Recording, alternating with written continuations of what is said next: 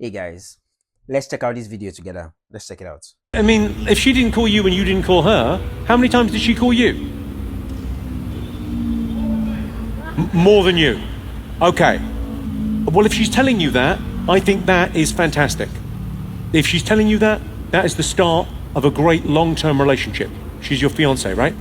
Like, okay, here's the thing. There's a guy called Neil Strauss, and he's famous for writing a book called The Game. But then he wrote another book, which is much better, called The Truth. And in it, he says maybe the most brilliant thing about relationships I've ever heard.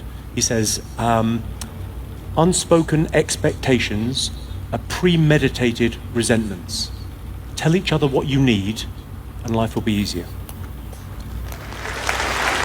So you heard what he said. He said, tell each other what you need and life will be easier. And seriously, you guys need to check out Neil Strauss's work.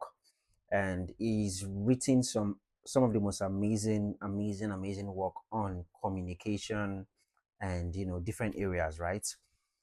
Unspoken expectations are premeditated resentments. That is it. So that part where you're saying, oh, he ought to read my mind, or he should know what's in my mind, and you're not communicating it, you're hurting the relationship. You're hurting yourself also. You're building resentment. And resentment is unforgiveness. Unforgiveness as a Christian is not something a Christian should be holding. Unforgiveness is not something a Christian should have. Resentment is not something a Christian should have. So I could go on and quote verses, which I would probably attach to the caption or on this video for you to see, and you can go on to read it yourself. Christians should not have resentments.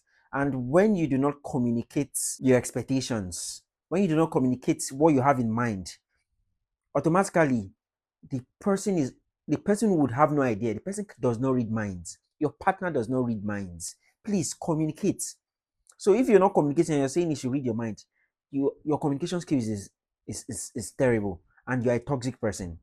That is the truth. You're a toxic person, and you need to stay alone or find your fellow toxic people to be with. Communicate. Please, we need to learn communication.